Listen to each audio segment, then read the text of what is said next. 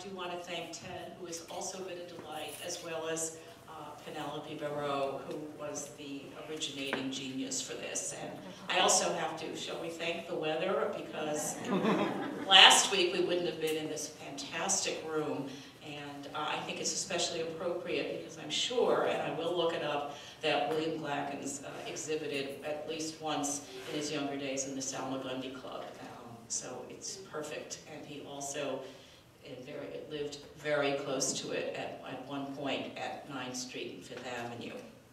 And I think the lecture was advertised as being the life and art of William Glackens, and it is somewhat, and you'll learn about both, but really the title is Becoming William Glackens, which is a slightly different emphasis. So I hope you weren't too deceived.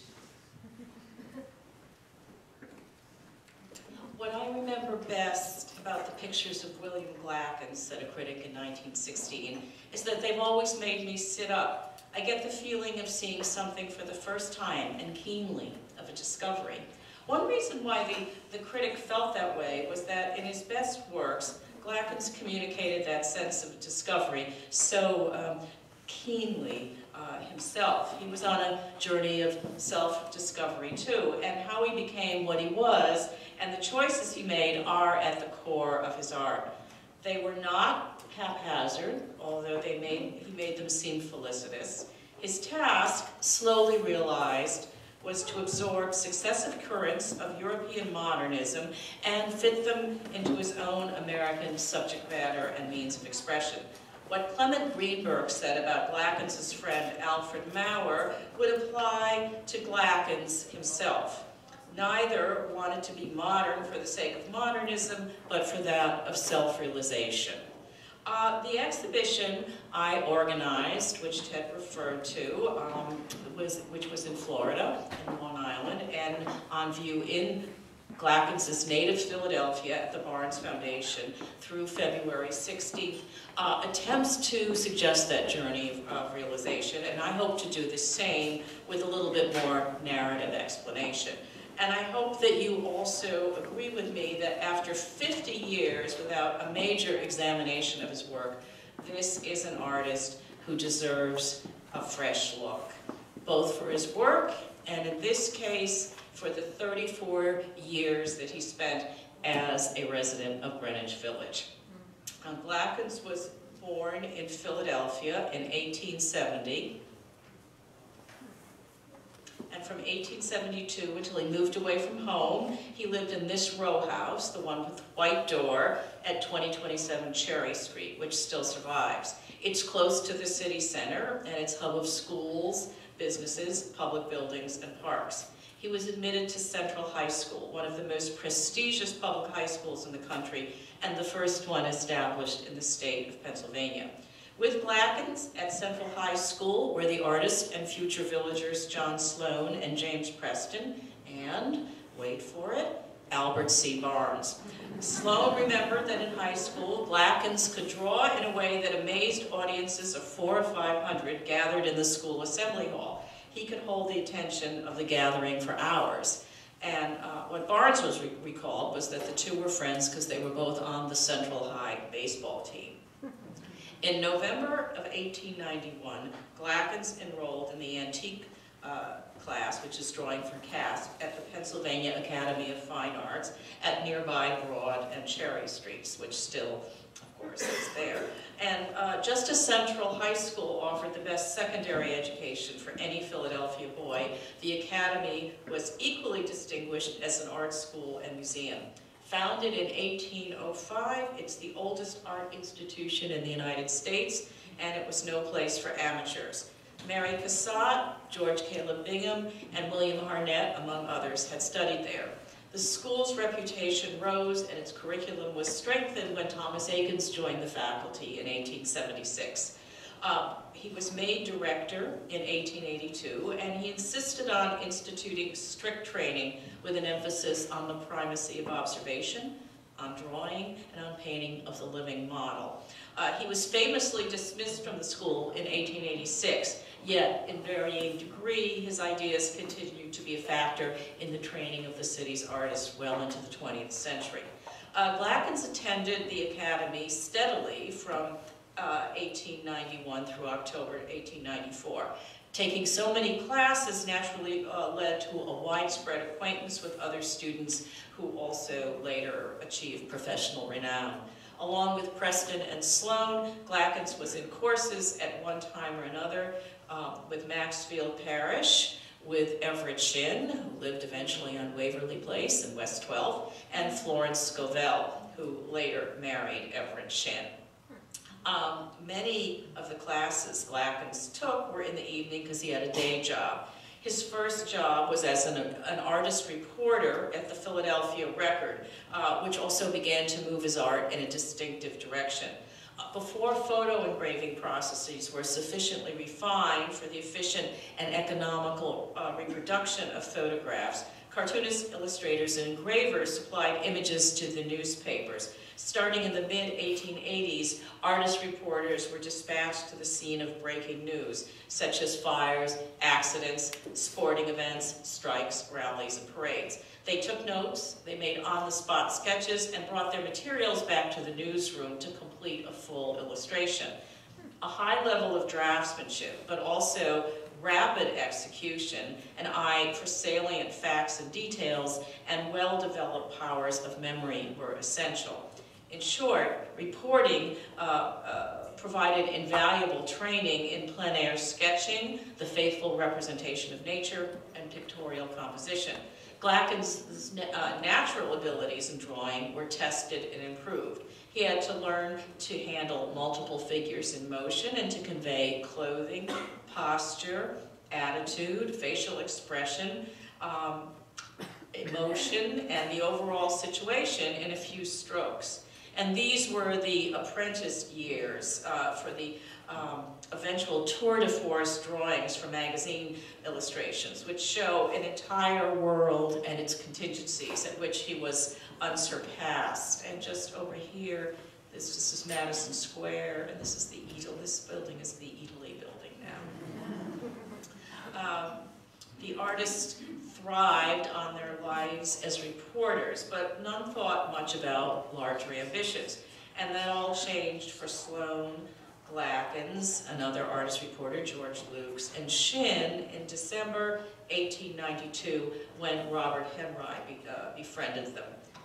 Painter, teacher, and firebrand, Henry could make anyone want to be an artist. Sloane, who credited Henry for his and his friends' aesthetic metamorphoses, said, Henry could light the fire, and if there was a self-reliant, growing mind, the artist was started on his way for life. And Glackens was an eager votary to Henry's flame. Henry held a weekly open house at his studio on Walnut Street in Philadelphia and educated his friends about his artistic heroes, Velázquez, Hals, and Goya, and two provocative contemporary exponents of their philosophy, Edouard Manet and James McNeill Whistler. Both Manet and Whistler were expert in the manipulation of blacks and whites and of paint decisively applied, but they also appealed to an idealist like Henry as examples of avant-garde artists scorned during their lifetime, but ultimately vindicated. These artists became Glackens' youthful role models as well. In November 1894, Glackens began sharing a studio with Henry on Chestnut Street. And despite their bohemian fellowship, they were living a weak imitation of a Parisian existence. And Henry instilled in Glackens the desire to experience the culture of a more cosmopolitan city. This desire could only have been intensified in March 1895 when the New York branch of the Durand-Well Gallery exhibited 15 works by Manet, which they saw. 2 months later, Henry Glackens and several other Philadelphia artists sailed for France, and the drawing on the right is a caricature by Lukes of Glackens leaving, and Sloane's verses warn him of the dangers of foreign exposure.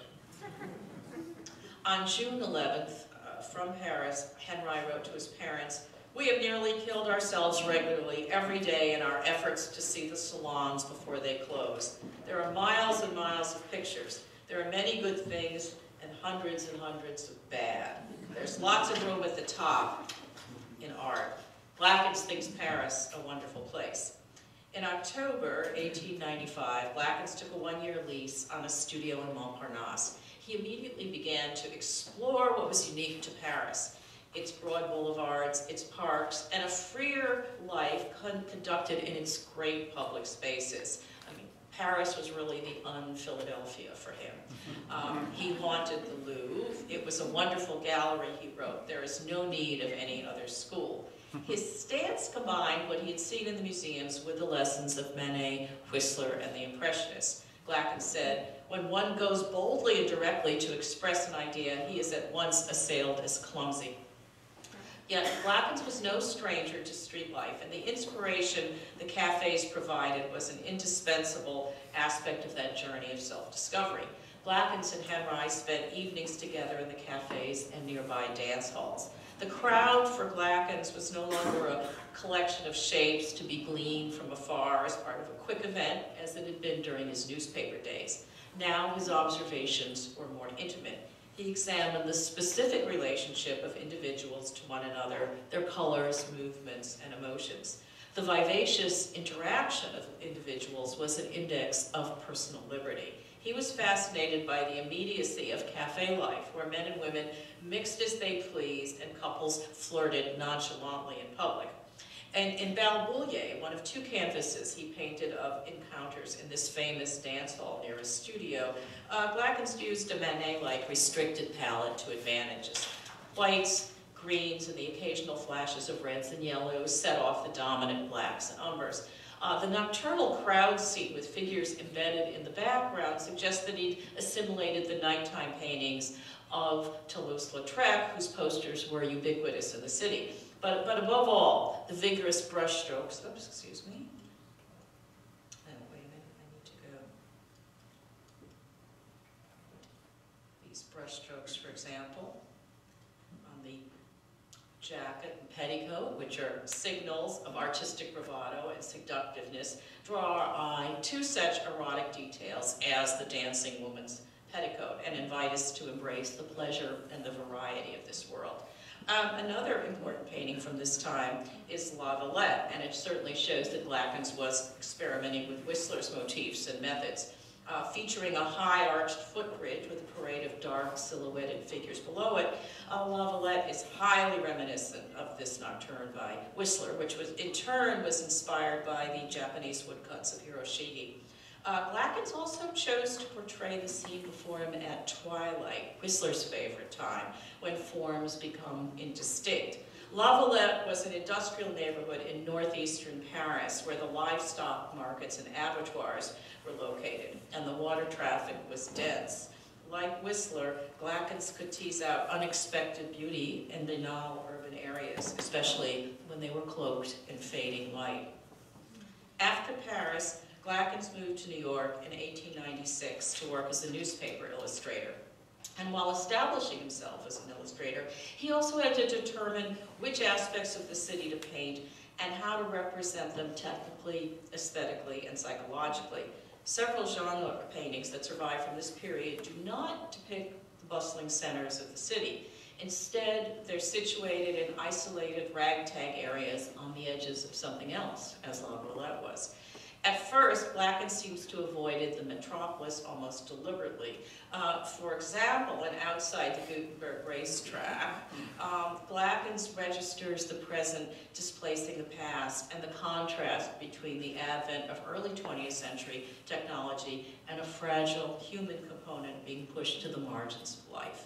In its prime, from 1885 to 1893, the Gutenberg racetrack in what is now North Bergen, New Jersey, was known as the only track in the New York area that stayed open during the winter. It was a quick ferry ride across the Hudson for Manhattanites, who then took a horse-drawn car up the steep hill of the Palisades, here replaced by a trolley. There were at least 3,000 visitors during the week, and on Saturdays, Sundays, and holidays, between 10 and 12,000 people were admitted daily. But in 1893, the state closed the track. And the only bits of it that remained was this cluster of outbuildings that housed entertainment other than racing. A carousel, an open-air cafe, children's swings, and even a photography concession, all surviving on a fraction of the income they'd enjoyed during the track's heyday. The gentle pathos of this shabby carnival is emphasized by Glackens' decision to portray the scene in winter. He reminds us that this was the season of the track's former glory, echoed in the subdued palette and soft light. Glackens was thought about returning to Paris in early 1898. He wasn't yet attached to New York, but events overtook him. On February 15th, 1898, the American battleship Maine was blown up in Havana Harbor under mysterious circumstances. The explosion killed 266 American sailors on board, and the United States called for the withdrawal of Spanish troops from Cuba. When this demand was ignored, the United States declared war against Spain on April 24th, and the theater of action expanded to include the Philippines, Guam, and Puerto Rico. Now, I think as many of you know, the various New York newspapers were among the loudest voices in inciting popular support for the war and anger, and the editors dispatched hundreds of correspondents to report on the conflict in Cuba. McClure's magazine arranged to have Glackens illustrate the dispatches of a veteran war correspondent whom the magazine had also engaged. Shipping out with the soldiers from Tampa, Glackens landed with them on the southern coast of Cuba. Unlike some of the other illustrators who stayed close to their hotels in Havana for the entire time, Glackens recorded the war in the field. He was really embedded with the troops, and after which he had to work up what he saw into elaborate scenes suitable for reproduction in pen, ink, pencil, and watercolor, while suffering the same privations as the men he accompanied. He got a case of malaria that he never shook. He made 43 of these amazing drawings in all. The one on the left showing the surrender of the Spanish forces to the American army in Santiago de Cuba reveals Glackens' continued exploration of unusual vantage points, or rather his astuteness about what the genuine one might be. Here he positions the viewer, right here, where the common soldier would have stood, low and behind masses of officers on horseback. Glackens presents a Bruegel-like view of the panorama of events. In this case, the surrender, which is over here, is really a small part of a much greater tapestry. And this and other illustrations of soldiers and their life, as well as this haunting depiction on the right of starving refugees in the aftermath of the fall of Santiago. And again, we're over here, we're not up here with the grandees.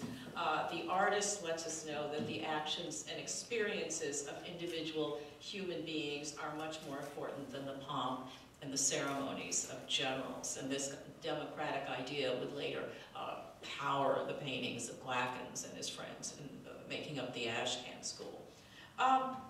The character of Glackens' acquaintance in painting evolved quickly after his return to New York in August 1898.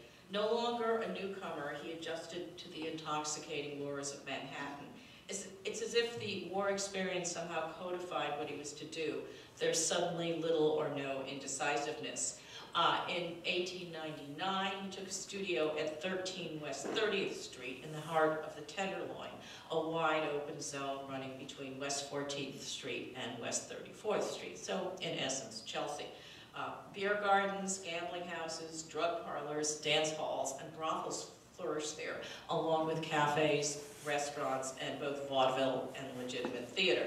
The New York outside his door was lively, extravagant, flamboyant, rich in contrast, and often sordid. Glackens was executing vignettes of theater-going and other urban pastimes that showcased crowd scenes for several magazines. And through these assignments, Glackens became professionally immersed in the visual world of live performance and in the spectacle of throngs of working people, middle-class people on their way to these entertainments. He also noticed and reproduced the new visibility of working women out and around in the city. And there, the casual freedom of women is really a symbol of the flux and the modernity of New York. It is a perennial story, but he was one of the first to notice it. I couldn't resist it.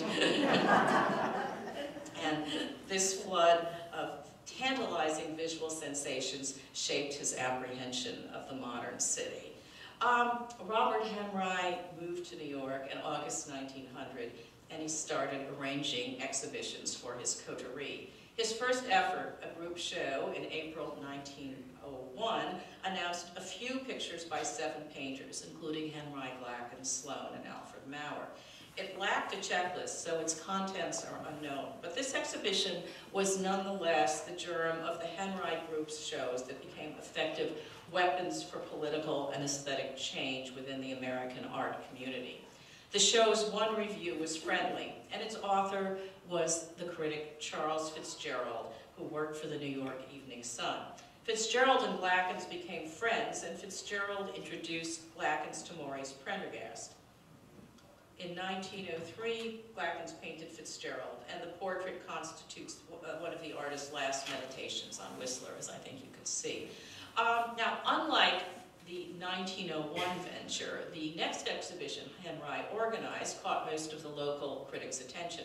It was held at the National Arts Club in January 1904, and the participants were Henry, Arthur B. Davies, who had been close to Henry since the late 1890s, Glackens, Lukes, Prendergast, and Sloane. And the New York Mail and Express hailed the show. Half a dozen of the most forceful and vigorous of this country's younger painters are showing some 45 canvases, which will doubtless come as a surprise to the average frequenter of exhibitions and of dealers' galleries. Here are men with various creeds, all of them robust and emphatic. They know what they want to do, they are not content to drift with the majority, and they are, every one of them, gifted in more than usual degree. Perhaps the remark Glackens savored most came later in 1904 when he showed at the National Academy of Design's annual exhibition, and a reviewer observed, Mr. Akins, Mr. Glackens, and Jerome Myers would, in their degree, constitute a realist group of anarchical tendency. The larger conclusion to be inferred from these criticisms, and similar ones, both positive and negative, that Henry, Sloane, and Glackens would elicit over the next 4 years, is that of deep parochialism, considered in relation to the stylistic experiments brewing in Europe, most notably those of Cubism and Fauvism. The Henry Group's realism was provincial and its anarchy temperate.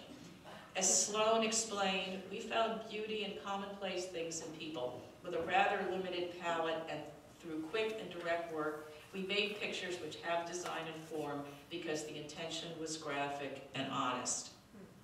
But in an atmosphere in which most artists avoided portraying seedy or unpleasant facets of urban life at all, any painter who tackled new subject matter and pursued, quote, swift simplifications, deformations, and abbreviations, as was said of Glackens, provided a brave, modern, and much-needed stance of independence. To paraphrase Emerson, they did something strange and extravagant and broke the monotony of a decorous age. In 1901, Glackens met Edith Dimmick, his future wife. She was intelligent, outspoken, and independent in mind and means.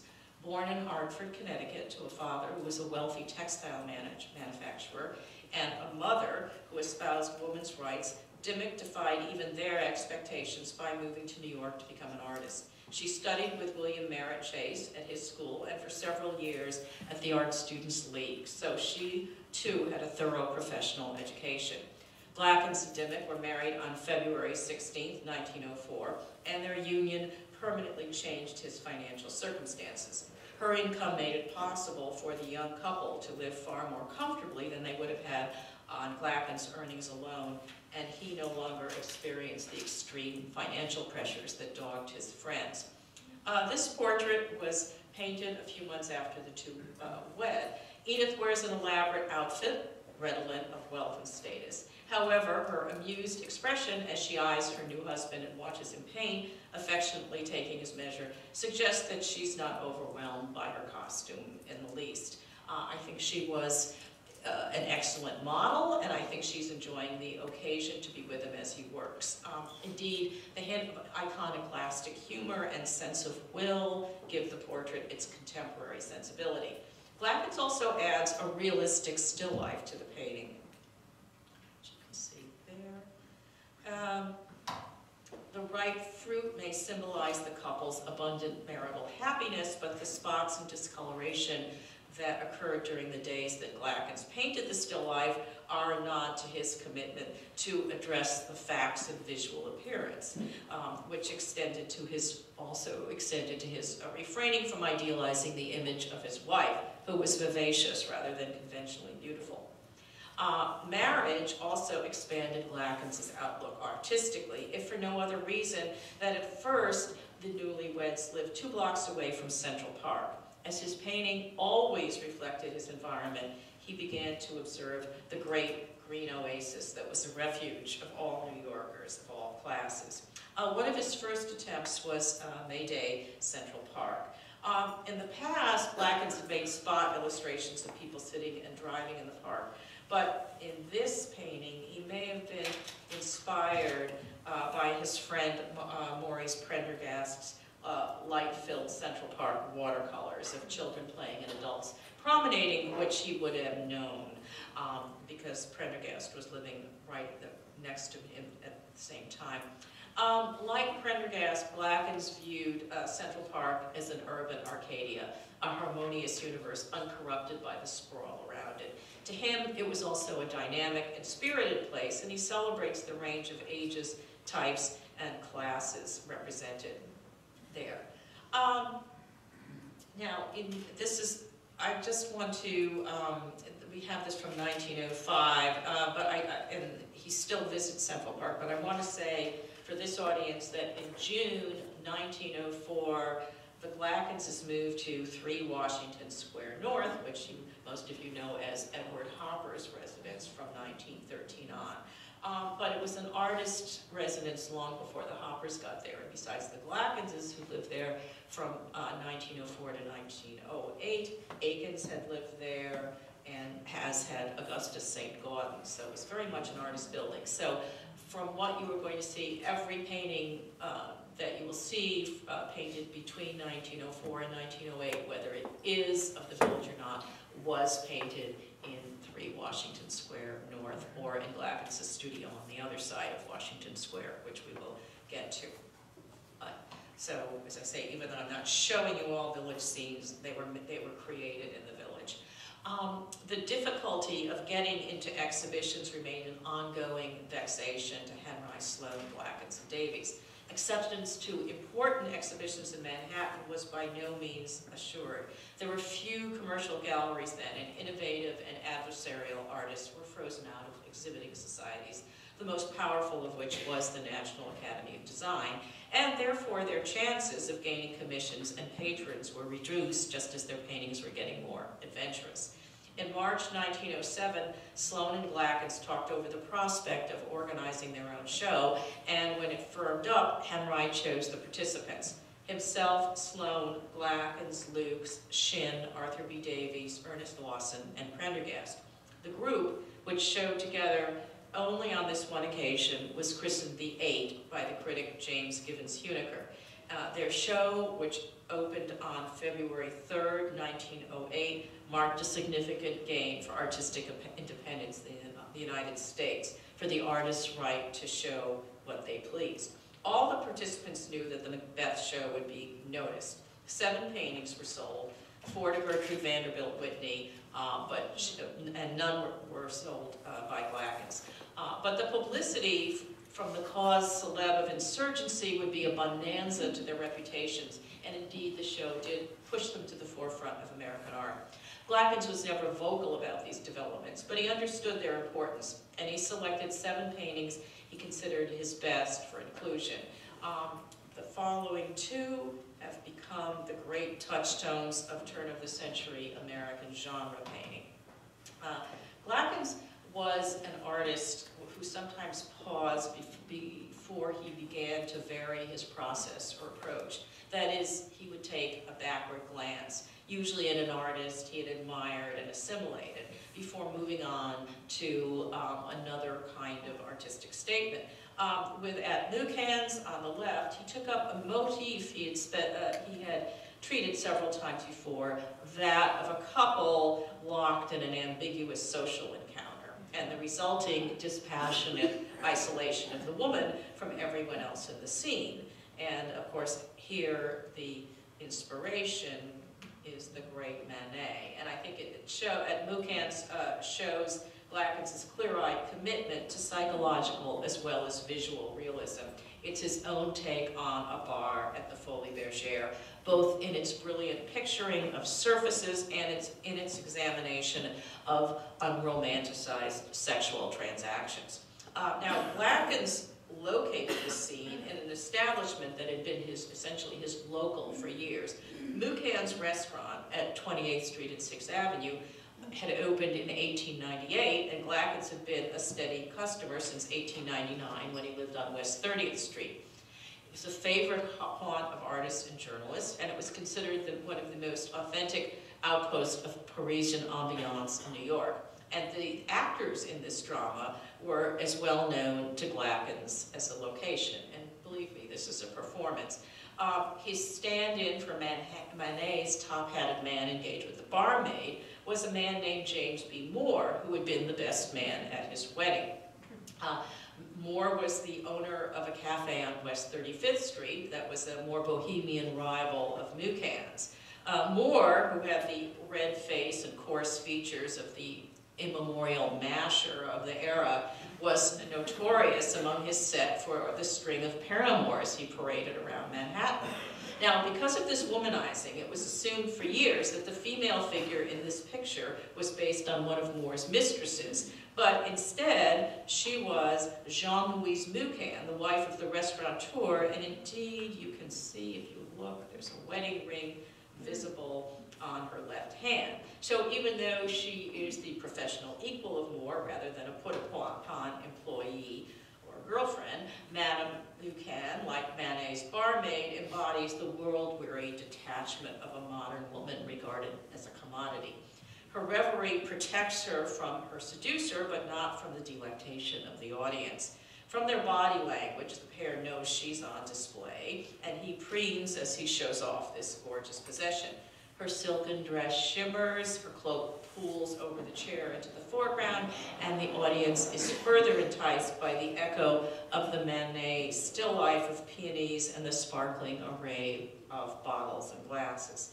And again, this is a staged event because both of the Moore and Glackens would have posed for the painting in Glackens' studio separately or together. They weren't in the restaurant.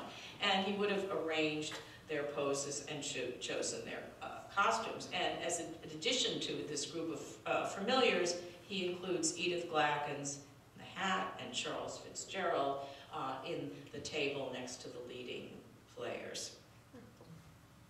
The Shoppers, begun in early 1907, but reworked in 1908, was the culmination of many themes Glackens had been pursuing for the past few years. The world of women and the central role his wife played in his life and work, the combination of urban spectacle and urban display, and the idea of performance, theater, and life and art. The three women posing in this very contracted space are not anonymous models. The central figure is Edith Glackens.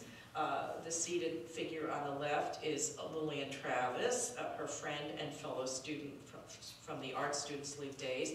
And the figure on the right is villager Florence Shin. All three women were or had been artists, and the necessity of available models for posing was something they all understood. The other female figures, a salesperson and another customer, don't interest the artist as much. The saleswoman's face is on the left is generic, but the customer's face in the back has an expression and a greenish cast worthy of a figure in a canvas by Toulouse-Lautrec. Edith Glackens is dressed in a loose fur jacket and a dark skirt topped by a white feather hat that harmonizes with her long white gloves. The costume and the pose signal a personal event in the Glackens' lives. She was pregnant when she modeled for the Shoppers, and would give birth to their first child, Edith Dimmick Glackens, on July 4th, 1907. The slightly flared coat hides her shape, and she's standing in such a way that any swelling in her body would be ambiguous. The hemmed-in area of the shop, crowded even without crowds, suggests that only those with business there are welcome. Clearly only women are welcome. Edith's pregnancy is a subtle communication of clearly a female experience that men will never share. Indeed, with one or two exceptions, especially after Ira was born, men were almost never a part of Glackens' figural paintings or the subjects of his portraits. Florence Shin in The Shoppers stands apart from the other women. She's the only one not engrossed in the scene, and she stares at the viewer and at the artist himself. She underscores the theatrical nature of the painting because, as at Glackens, this drama of consumption was staged in the studio, and Shin obliterates that distance between the audience and the action by staring at Glackens. Glackens unerringly chronicled cultural changes through contemporary subjects not previously seen in American painting. In The Shoppers, for example, he pioneered the portrayal of the temptations of modern commerce and the desire for wanting things, just as his admirer Theodore Dreiser had done in Sister Carrie. When The Shoppers appeared in the 8 show, James Huneker pronounced it contemporary with a vengeance. The Shoppers is a summation of Glackens' mastery of character and narrative, and it nearly concludes the dominance of a dark palette and line in his canvases. From then on, he started moving toward color and light. Now, as to the other paintings Glackens chose for the 8 exhibition, one of the paintings, Coasting Central Park, is unlocated, but it may be similar to the Met's painting of Central Park, The Winter. But the other 4 are known. In the Buen Retiro, which was done in Spain in 1906, and May Day Central Park, which we've seen, and 2 later paintings. In 1907 to 1908, Glackens was in the process of redefining his artistic goals. And just as The Shoppers was a summation of his previous work, these 2 paintings disclosed his future direction. During Christmas of 1907, Glackens was in West Hartford with the Dimmicks and painted View of West Hartford. There are no extraneous details, very little narrative, and every form, from the skaters gliding on the pond to the bare trees and damp pasture, is executed in quick, loose strokes. The color palette is noticeably warmer and lighter, with an emphasis on oranges, reds, yellows, golds, and browns against soft purples and blues. And I should just say, if you go to the show at the Barns, these pictures that were in the 8 show, this is the first time we've been able to reunite them since 1908, when they were shown in that original exhibition. Glackens and his family went to Boston in June 1908, looking up Maurice Prendergast. They went on vacation on Cape Cod, and Prendergast joined him. Working side by side with Prendergast no doubt persuaded Glackens to continue brightening and intensifying his palette, as he'd done in View of West Hartford. However, it posed an ongoing dilemma in Racetrack, which he was reworking, and when completed, as you can see, it would blaze with azure blues set against hot oranges and reds. This dazzling palette can also be seen in Cape Cod Pier and other canvases created during the summer of 1908, when Glackens jettisoned black as the basis of his palette and embraced non-local color. Prendergast's influence in nudging Glackens to experiment with impressionist brushwork and more luscious color may have been given substantial reinforcement by a large exhibition of the work of Renoir held at the New York's Durenwell Gallery branch from November to December 1908.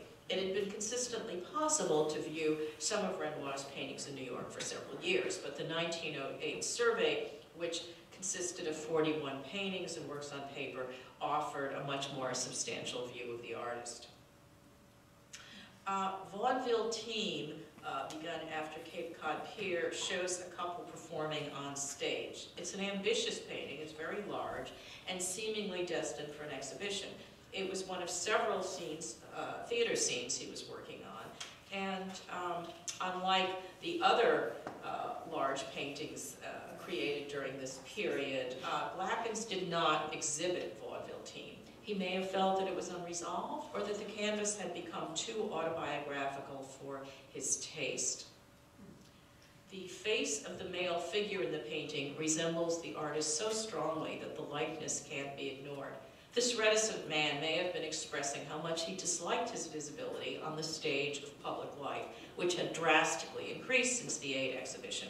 Here he steps into the role of a song and dance man, a cheap vaudevillian at the mercy of a crowd he's meant to entertain. He expresses these doubts and discomforts through the persona of the showman or actor, which allowed more openness than in real life. The female figure is Kay Laurel, a vaudeville performer and showgirl who became one of Glackens' regular models. And here is a later and more circumspect portrait of her, just before she broke through and became a star of the Ziegfeld Follies.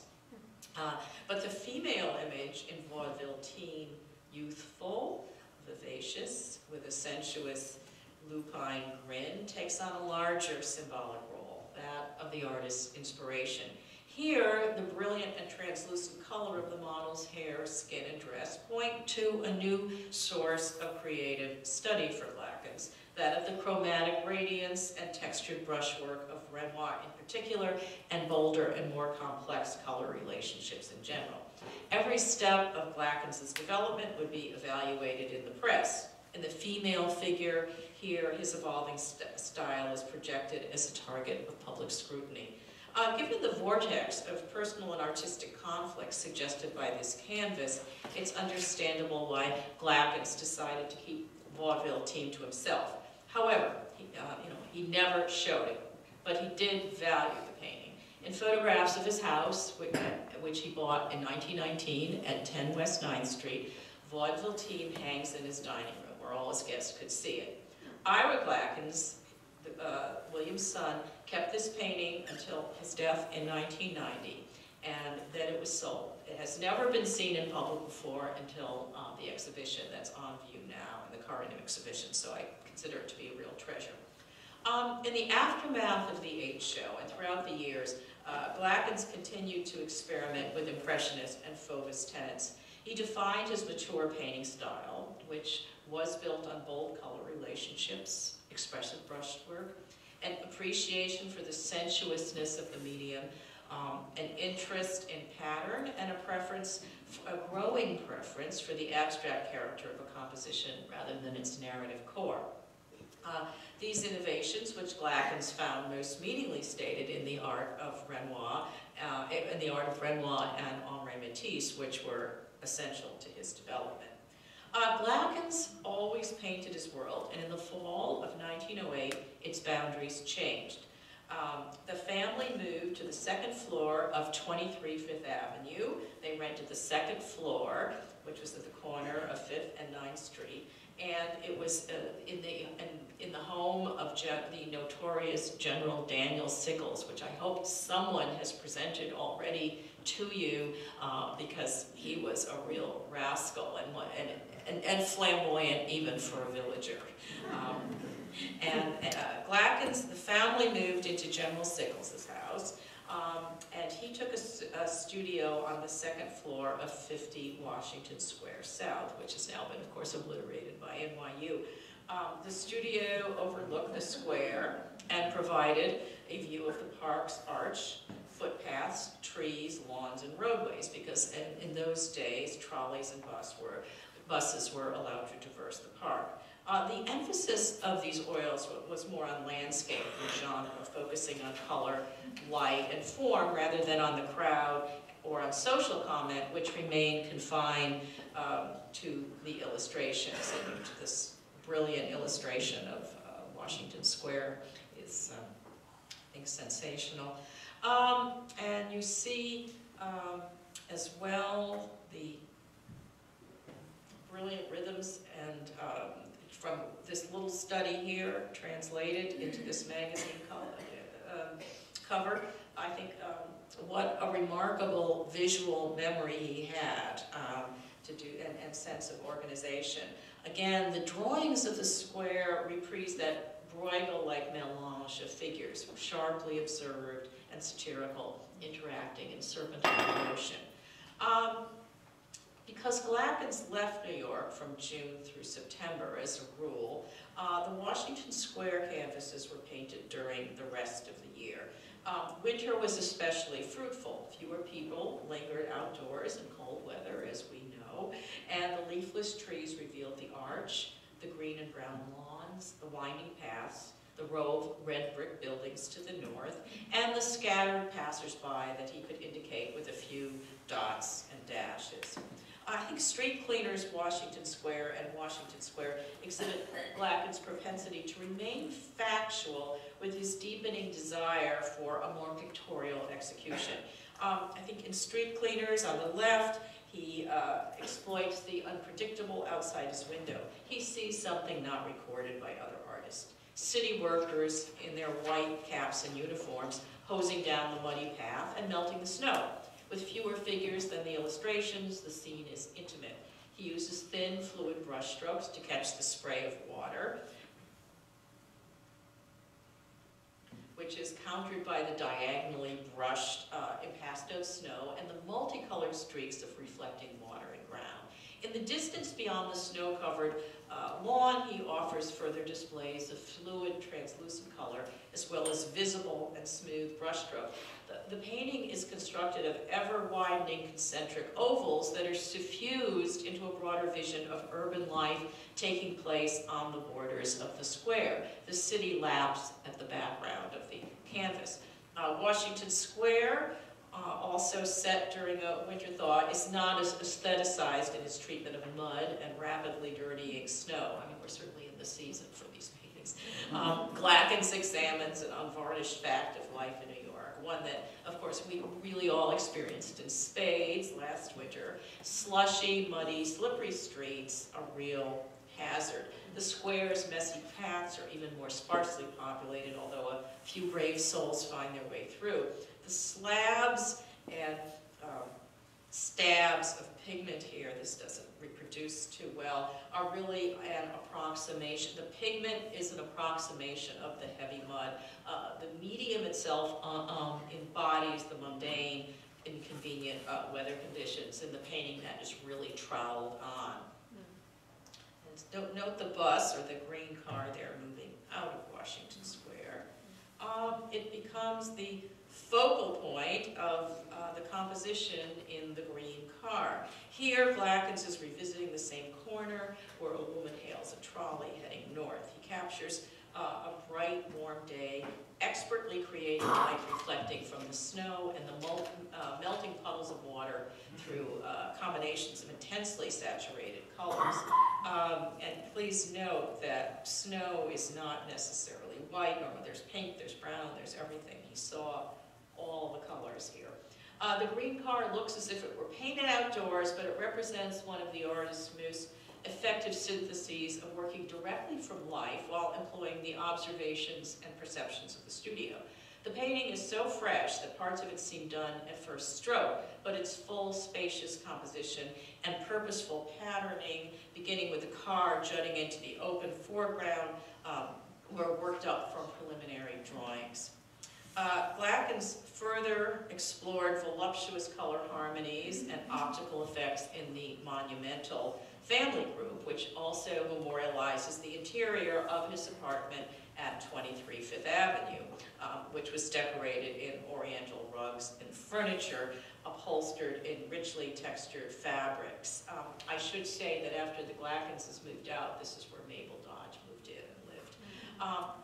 Now, portrayed from left to right, standing up, Edith Glackens, seated, her younger sister, Irene, and then we have Ira Glackens, the little boy, and one of Edith's friends from Hartford, Grace Dwight Morgan. The patterning on the chairs, the rugs, the still life, the cushions, it's even made more vibrant by the sun streaming through the window, which renders every surface radiant as Glackens begins to blur the boundaries between background and foreground and shows his familiarity with the work of Matisse. As As with Matisse, light transforms and idealizes material things. Glackens chose Family Group for the International Exhibition of Modern Art, known as the Armory Show, in 1913. One critic called Family Group a scream of color, and another went so far as to say that it sets forth a power of organization, of sustained effort beyond the grasp of all but a few of the men most conspicuous today in American art. This gives you a sense of a mind clearly made up as to design, color, and the laying on of paint itself. Glackens has not tried to dodge any of the questions bound to arise in the realization of so considerable a project. When Glackens saw Grace Morgan in the red and white gown she had just bought at Paul Poiret in Paris, he changed the entire composition and palette to include her. You can see she's dressed very differently than the sisters. His alterations represent the necessity for the modern artist to recognize and embrace contemporary currents in French modern art. Glackens himself had already absorbed the discoveries of the French Impressionists and Post-Impressionists, and in 1913, speaking about the advent of the Armory Show, he stated, "Everything worthwhile in our art is due to the influence of French art." In a sense, Family Group predicted these sentiments and made them sartorially concrete. Glackens' receptivity to modern art attained historic status in February 1912. He spent a few weeks in Paris at the behest of Albert C. Barnes. His former high school friend had become a wealthy businessman, and he wanted Glackens to purchase modern paintings for him. Barnes had renewed the friendship in late 1911, and they remained close until Glackens' death in 1938.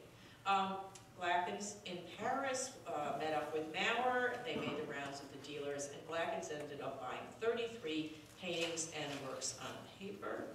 And the paintings that he selected, many of them are still in the Barnes Foundation today, including this very tough Picasso for the time, and the great Van Gogh Postman.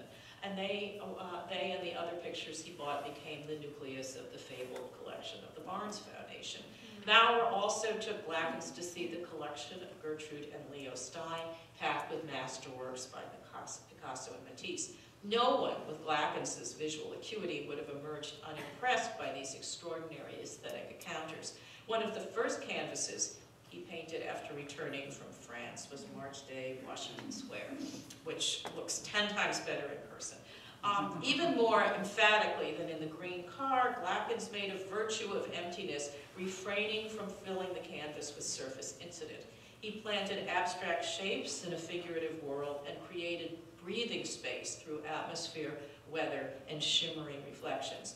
The last were obtained with fresh, limpid washes of arbitrary color.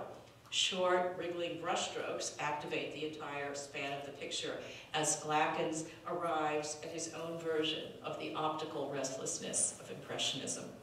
Now, on an important level, I think that Glackens had become William Glackens in the sense of being a mature artist in the prime of identity, industry, and ambition. But Glackens did not stop working. Indeed, he did not repeat himself, but he was always interested in something different. And so we've been looking largely at the urban Glackens, but as he got older and had different artistic goals, his motivations changed. And as I said, the narrative observation that had served him so well in his early city scenes was redefined as an optical empiricism.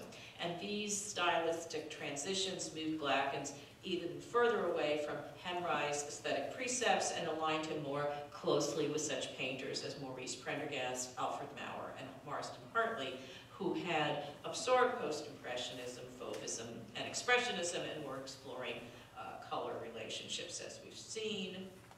There was, he emulated Manet and Renoir, but his affinities with Matisse and Bonnard, as we see here, and they, Matisse and Bonnard were Renoir's pictorial heirs, were also significant. Glackens' investigation of color and other relationships can be seen in the beach scenes he began to paint in 1908, and which reached their zenith in compositions created in Nova Scotia during the summer of 1910, and in summers of 1911 to 1916. By then, Glackens had 2 children, and it became important to take them out of the city for the summer. In these idyllic glimpses of bathers, Glackens registered his own delight in the visible world, but a larger ambition of the beach scenes was the recording of myriad passing sensations, dissolving reflections, advancing and receding movements of the waves, subtle distinctions of a distant sky meeting the water, and the evanescence of ambient light. In his eyes, this was hardly a defection from the accurate depiction of what was before him. When complimented on one of his early paintings, Glackens replied, "It's mud. Life isn't like that." So if you look, for example, at this painting and a fairly recent photograph of Central Park, you see how accurate his eye and sense of color were, and again, how an artist organizes a scene. Similarly, the Bellport paintings are based on fact, but transmuted by the artist's eye. As I said, in 1919, Glackens bought his first house, his last permanent New York home at 10 West 9th Street, and that building is still there. And in the mid-1920s, Glackens and his family, now numbering Edith, Ira, and a daughter, Lena, moved to France from 1925 to 27, and then they went there off and on through 1932. They lived in Paris, in rural towns outside the capital, and in villages of the south of France. And I think Glackens did this. I can't prove it, but I'm 90% sure he did it because of Prohibition. All the restaurants he loved were gone. I mean, no more Mucan. Everything went out of business. It was not possible to get the kind of wines he was interested in, though he had bootleggers. But New York was temporarily not the same. In France, he concentrated on landscapes and still lifes, and occasionally returned to earlier themes of the beach and urban gathering spaces, though he treated them in a looser, more painterly manner. The idea of working on fresh stylistic variations within larger and earlier themes also obtains in Glackens' involvement with still life painting. Still life paintings first appeared in Glackens' work in 1894, and they became a compositional element in almost every major figurative painting he did. Early on, they remind us of his influences.